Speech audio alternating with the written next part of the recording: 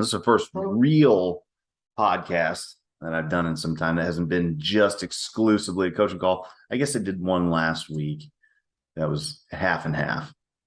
This is going to be exclusive podcasting material. All right. And it's going to be the greatest show ever. In case you didn't know, the greatest show ever. What did I have last week? I had Spider-Ham. This week I have Weapon X. Yeah. All right, okay. Here's what's on tap. Not a ton for today. We'll see how long it goes. It might go 10 minutes. It might go an hour. Probably not an hour because it's super friggin' hot. My air went out. So now I'm suffering through in the heat of Midwestern summer, sweating with my dogs. All right. Yeah. I had an interesting conversation today. I think that's worth discussing and bringing up for everyone. And then I've got a couple Q&As, and then that might be it. So we'll see where this goes. All right.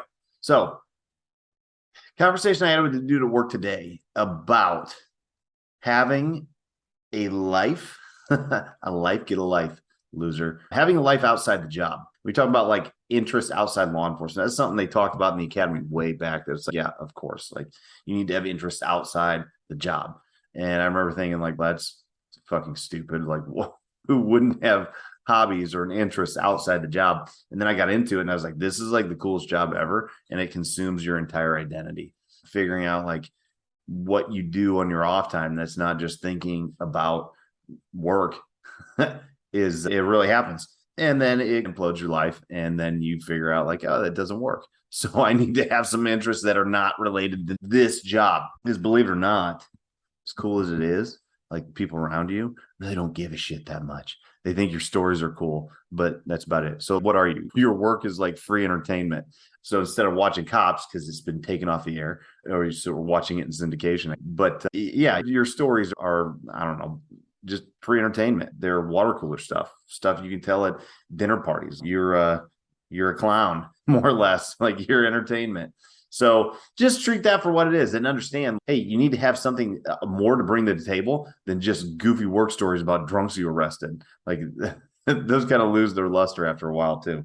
And you really can't be like super honest with people that aren't in like the realm of first responders, at the very least first responders, if not cops directly. Because I've said some things to like medics where they were like, I can't believe you just said that. And so really you can't be like totally open and honest with the people that aren't in this world because they will think you are a psychopath. So just hey, word to the wise. Don't maybe talk about the murder scene the same way you would. And that's difficult. Or just have other interests that you can discuss with people like a normal freaking human being. Yeah. And what that does too is having interests outside the job is it's really cool when you're new. It's really consuming. You don't have a lot of other stuff going on. And as you progress through this career path, then what happens is like your life just gets busier. Maybe you get married, maybe you have kids, maybe, you pick up a side hustle, maybe you start a part-time business, like all kinds of stuff. Maybe you start like doing a sport or starting a band, like whatever, man. Like our lives get busier as we age. We fill up our time with more stuff. And like that means that as far as like 100% of the available pie, like the job doesn't get 100% anymore, and it shouldn't. So you've got other stuff that you're doing. You've got other people that might be counting on you. So they're going to pull your time and attention, and they should. And if they don't, that's an error on your part. So what all that kind of leads to, right, as you progress through, like, why is this important? It's important to be well balanced for one, but it's also important for transitioning out of the job. And this is a big thing that you watch all these cop pages on Instagram and workout, like law enforcement, first responder, fit responders, like whatever, blue line beasts, like whatever, man. They're all talking about like fitness for the job. Right. But what nobody really talks about is the fact that the lifespan after retirement is only 5 years. So on average, cops are dead within 5 years of retirement. That is a stat. I talk about it all the time, and it is very critical to understand. Like you understand, the more stress that you put in on the front end, if you don't buffer that and you don't figure out how to manage your stress throughout the life of your career, you will cash your chips in early. And that's just how nature works. That's how your body works. That's how stress works. That's how stress accumulation, chronic stress over 20, 30 years, that's how it works. So you have to understand that. So what is having, again, let's go back to what is having interest outside the job? Like, what does that do for you when you're ready to be done with this? So say you get your 20 on or whatever your department is that you can retire it at this specific arbitrary marker, right? Let's say it's 20. Okay. So you've got other stuff going on. You've got kids, you've got business, you've got hobbies, maybe like camping, whatever the fuck you like to do, right? You have a different part of yourself that you can move into, and then that gets a bigger chunk of the pie. And then you transition into that because that's piquing your interest more, or it's time to do that, man. You can't do this job forever, nor should you. It's really cool. You have a lot of cool adventures, but at some point, like, you need to go have different adventures. You have to go have a different story, and you have to transition into a different part of your life. And that's really hard to do for everybody. It's a hard thing to do. Think back to high school. How many people did you graduate with that had a hard time transitioning out of high school? Maybe they're still living in your high school town. And you're like, remember Joe? Yeah, Joe's a freaking loser. He just hangs out at the local bar. He just does like whatever. He never left. He's a townie. He never did anything. Okay. And maybe that's what he wanted, but maybe he just couldn't transition. Same thing is true of college, right? And the same thing is very true of athletes. Athletes, I saw this in high school and in college, where your whole identity is wrapped up in being especially a football player, and it's not anymore. So now what am I? And cops do this horribly bad, right? Horribly bad, where it's I've been this thing for 20, 30 years. And it's been such a consuming part of what I am and who I am that now it's gone. And I don't have anything to move to. If I don't have another mission to move to, if I don't have another interest to move into, that's why we die.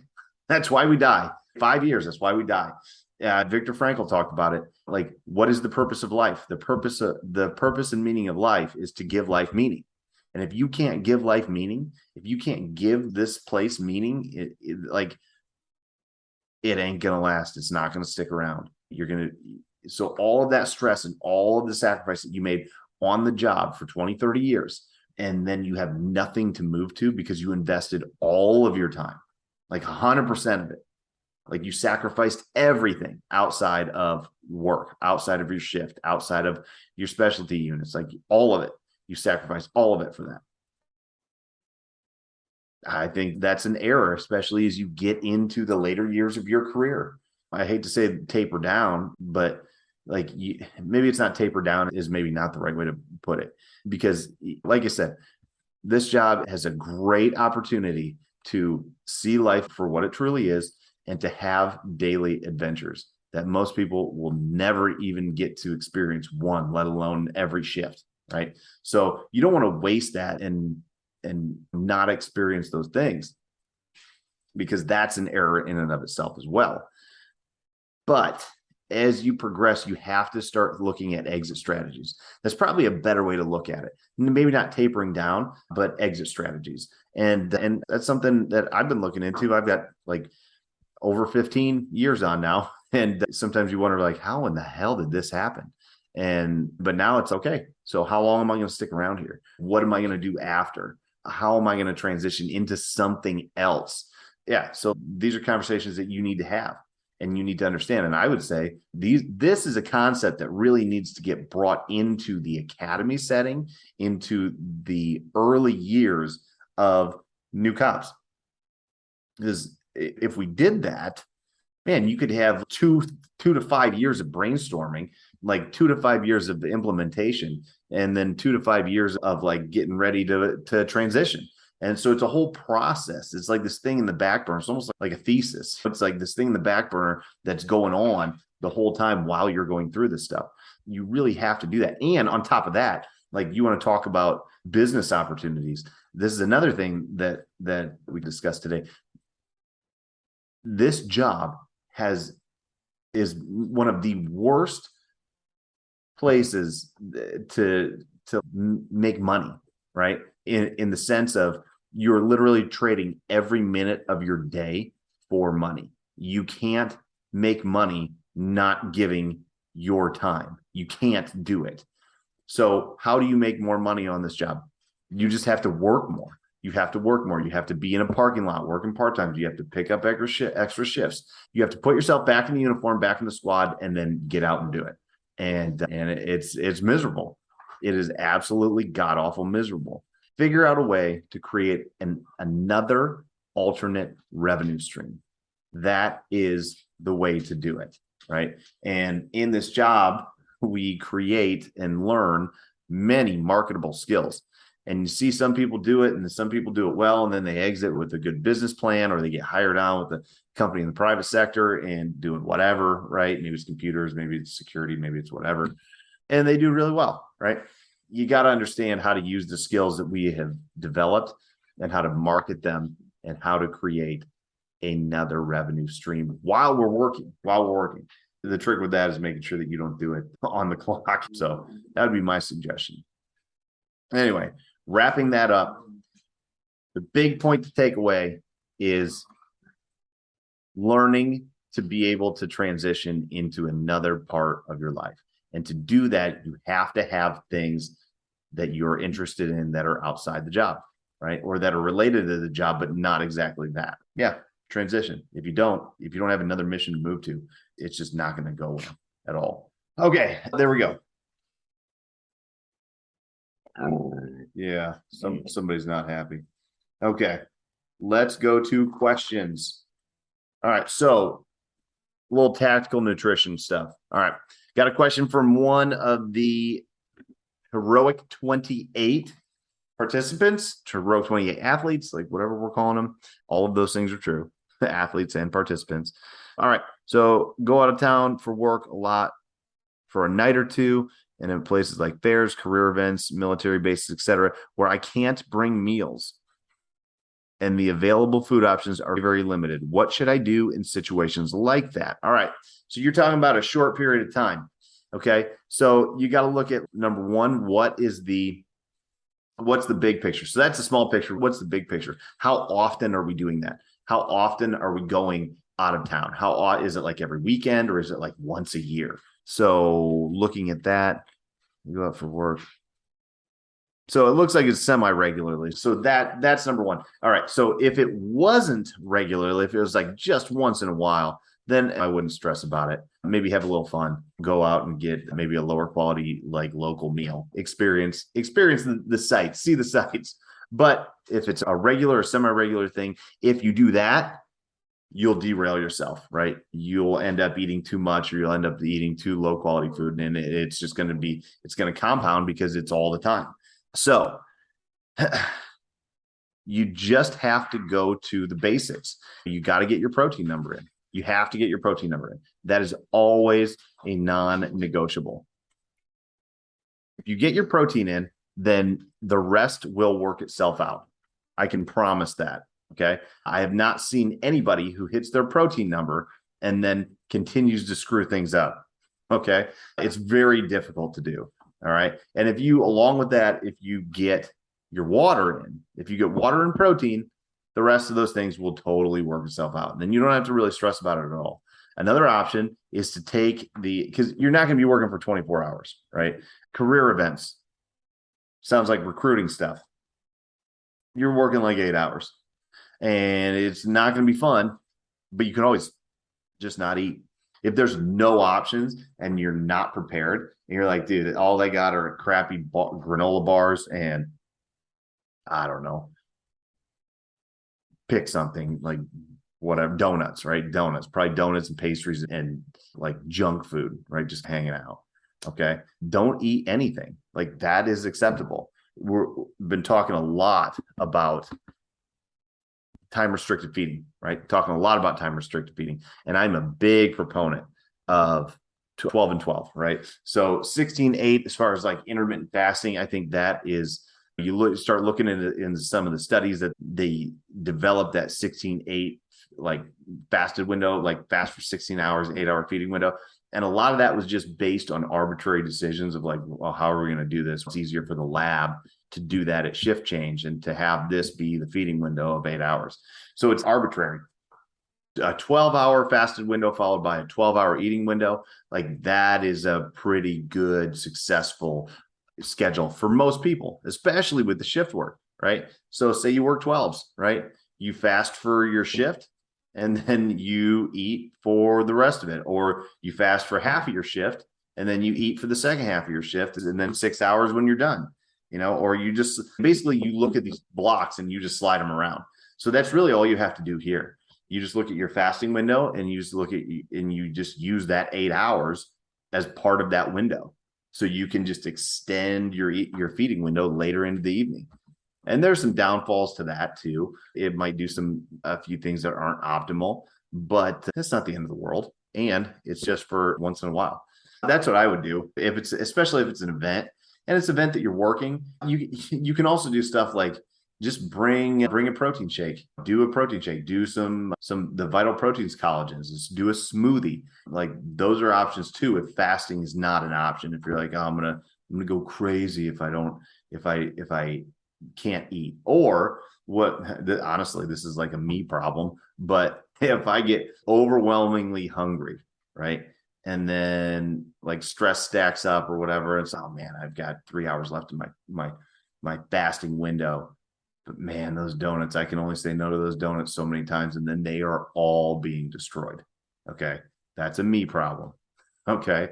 But if that's going to happen and it's, man, we really got to take the edge off, or we got to get a couple hundred calories in, we got to get 200 to 400 calories in, get some protein in so that we continue to stack wins, right? Stacking wins is important too. So if you are trying to stack wins and you want to get some protein in, get 30, 50 grams of protein in with some collagen powder, with a protein shake, with some jerky, or with smoothie, with all of these things in it. Maybe not the jerky, but all of these things, right? So stack some wins, take the edge off, and get through the day. And it's going to keep you, because it's liquid, it's going to keep you in what's considered a fasted-like state. So it's not exactly fasted because you're going to get some insulin response, right? But it's not a ton, and it's not going to take you too far out of this fasting window. Again, there's pros and cons to all this stuff, but these are just options for that, okay? What you don't want to do is just say, it's too hard, I can't figure out how to do it. You just have to figure out how it fits into the schedule that you're working, right? And it will work if you put the plan in place. And it's really a plan. It failed a plan to fail, right? That's true. And any plan is more successful than no plan. So if you go into these scenarios with no plan, then get ready to be really disappointed with yourself. Develop a plan, come up with a plan. All right, the thing is tomorrow. The recruiting thing, the job fair is tomorrow. I'm going to be here from 10 a.m. to 6 p.m. All right. So now we know we're either fasting in that window, we've got food to bring for that, like whatever, right? You've developed the plan. Stick with the plan. And it'll go okay. It might not always go perfect. You're on the road, like traveling sucks as far as trying to be consistent, and it does. But I've seen people succeed really well, and I've seen people fail. So, and honestly, there's some of both. If you're going to do this stuff regularly, you're going to have some trips that you fucking knock it out of the park, and you're going to have other trips where you're like, that did not go the way I wanted. And try to mitigate those as much as you can. How much is your progress worth? Weigh that out. What do I want to get out of the next month? I've got 3 trips: San Diego, San Antonio, and Dallas. I don't know. What's your progress worth? You can't quit your job to just train full time. So you've got to figure out how to navigate life. If your progress is worth it, if your goals are worth it, like, you'll figure out a way to make this plan work. Don't discount that either. Just want it more than you want to stay where you're at. That is a huge factor in all this stuff. Like, you've got to want the results more than you want the excuses. You've got to want the results and the changes more than you want to stay where you're at. You have to. If you don't, then you won't change. It's the same thing with alcoholics. When you talk about drunks, and if you want to, like, you look at like drunks and junkies that we see on the street, some of them stop, some of them recover. Like, how they recover, they didn't want to be in this pit anymore, and it was going to kill them, and they figured it out. I'm at the bottom of this pit and I got to get out. A lot of people don't get out. A lot of people don't figure it out. It doesn't hurt bad enough for them to get out. And more, little societal soapbox here, more and more that society allows these pits that we get in to be comfortable. We're in a pit. I'm overweight. I eat like crap. I don't want to be here, but it's comfortable because everything is accessible. Everything is convenient. And the more and more people that join us in that pit, the more we think it's normal. It's not fucking normal. It's not okay. Like, you are not okay where you're at if this is you. So you have to understand, and you have to wake up, and you have to look and say, just because there are a lot of people that are in just as shitty as a position as I am, does not mean that I'm okay. It does not, right? You are not okay there. And you need to get out of this pit. But everything is so convenient in the pit. So why do I need to move? And that's what society is doing. That is what, you have to understand that life is hard. And if there's no challenges to life, this is a universal truth. If your life is so convenient that you don't have any problems that need to be fixed, you will create problems in your life. You will derail things. You will derail relationships. You will create these micro dramas, and you'll create problems because you're avoiding dealing with the real ones. Because it's convenient, everyone's down in this pit with me, so I'm going to create all these little micro dramas like that don't really matter. Yeah, I know you're probably thinking of somebody right now, maybe it's you, where it's like they always got some bullshit, they always got some drama, they always got some beef, there's always something stupid going on with them, and it's like, man, why are they always doing this? It's ridiculous, and they got all these other issues that need to be dealt with, but they're dealing with all this minor crap. It's because they're being avoidant. They're being avoidant, and they're being avoidant with taking action with what they maybe know they need to take action of, or they just don't want to look because they know there's something there. Maybe they don't know what it is. Maybe you don't know what it is. There's something that you don't like and you need to change. But again, like, if everything's so convenient that you don't have any problems, then like you'll create them somehow. Like, you will create them and your life will be chaotic because of it. Or you can do a really good assessment and take a really good look at yourself and say, no, I think that I need to get in shape. I think that's probably a number one issue here, or number two, right? Because we come up with three.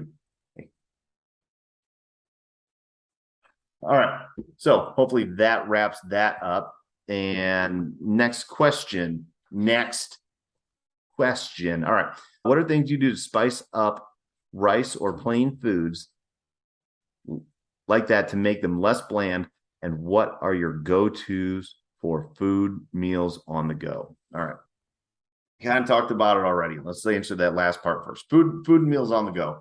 All right. So squad car food, I posted a video about it a little bit ago. Hard-boiled eggs, tuna packets, salt. Sometimes I'll do applesauce packets, like some easy stuff like that. It's not super fun. It's not super exciting. It's not like the greatest meal ever made, but it gets the job done and it keeps the wheels turning. And that's how that is, right? Your meals on the go are not going to be, they're going to be utilitarian, right? They're going to be for the purpose of getting your numbers in, the purpose of fueling you for what you're doing throughout the day, right? That's what they're for. And you got to remember that, like, that is what they're for. And if you get like, work lunches will end people's progress. You have to understand, like, work lunches are unnecessary. And if you got to go because everybody's in the office is going to like Applebee's and getting lunch, like, number one, barf, Applebee's. But two, you're going to end up blowing your calories out of the water at lunchtime. And you probably won't want to work out after work. And then you're probably going to eat too much after the food finally digests for dinner. You're going to be eating dinner late. You're going to be eating too many calories because you didn't train. So you're going to have all these really high calorie super palatable foods, and you're gonna wreck yourself. It's got to be utilitarian. You have to understand that food has several purposes, like fueling and utility is one of them. But what I like doing is really looking at my meals and saying, what's the point of the meal? Is it utility or is it like social connection? Those are the two that I really look at. And then stress is another one, which can be super negative and can create like really disordered patterns of eating. But that is something that needs to be looked at too. Am I eating because I'm stressed? But staying with the two big ones to not get too far off. Am I eating for utility or am I eating for social connection? And you can do both, but you have to understand like what's the primary here. So work lunch, work dinner, like whatever, you're there, or family dinner, like that's a little bit different here. But let's stay with the work thing that makes more sense. What's this meal for? All right. This meal is for networking. Okay. So it's for social connection. Is it? All right. How many of those have you had? What does the rest of your day look like? Is it a lunch? Is it a dinner? Can you afford to spend that money there, right? That budget, that nutritional budget. Can you afford that there? If you can, cool. If you can, that's fine. Then label it as a social connection and understand what you're doing. Okay. And then have a lower quality meal, have a higher calorie meal, but understand that that's going to come back at some other time throughout that day or that week where you're going to have to give one up because you can't have everything. You can't unless you want to have no results. Let's say that you look at it and you're like, all right, this is a meal for social connection, but primarily I need this for utility. So you get to order something bland off the menu.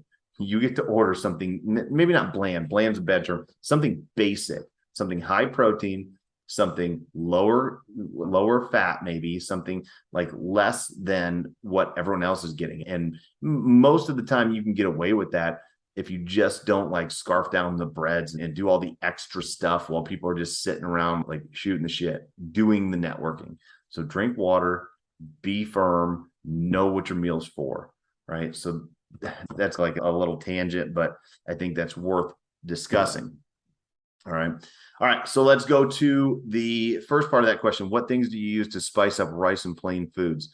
You literally use spices, right? Spices are like a kind of a freebie. There are some that have a bunch of sugar and that'll throw your carbs off and all that kind of stuff. But overall, just go to Costco, go to Kroger, go to Meijer, right? Go to your grocery stores and start looking at the spice racks. Just start looking at them. Like you can take beef and you can season it 20 different ways. Changes the meal, right? It's even with just ground beef, white rice, carrots. Okay. Like those three things. Now you make taco seasoning. All right. We got a little taco like night going on. Okay. You can add a little bit of cheese, maybe a little bit of plain yogurt or sour cream. That's going to throw that same consistency in. You can make some tacos, right? And throw some salsa on it. Boom, done, right? If you like Thai food, you add Thai spices or whatever it is, right? It's just beef. And the rice will basically take the form of whatever the meat is, right? So if the beef gets seasoned like Thai food or Mexican food or like whatever, man, like that's what the rice will do. It just is there. That's your main carbohydrate for the meal. And then you garnish that out with your micronutrients, with your veggies, and the red meat's got a ton of micronutrients in it as well. And then you're done. So again, are you eating for taste? Yes, we all do. So you can't like totally negate that, but you also have to understand like, am I eating this because it tastes good, or am I eating this because it is utilitarian for what I need my goals to be? And then you also got to look at like, all right, are you going to have any dessert afterwards? Or do you need to save macros? Do you need to save some numbers? Like that needs to be looked at too. What's your overall plan? All right. Hopefully those short answers give you like a little bit of tactical help with it, but it's hard to really answer them without looking at the strategic plan, which is going to be slightly different for everyone based on what individually you have going on and what your big picture looks like. I think that about wraps it up. And yeah, there you go. All right. Hopefully you enjoyed that. And I think that we're going to get some more guests on. At least I'm going to start pushing to get some more guests on soon. And then, yeah, hit me up if you got any questions. I'm trying to think what email to send to. Just hit me up on social media. Heroic Industries on Instagram and Facebook. So those two, as well as YouTube, follow our social media. And you can hit me up there, right? That'll probably be easiest. That's the stuff I check the most. Until next time, live heroic.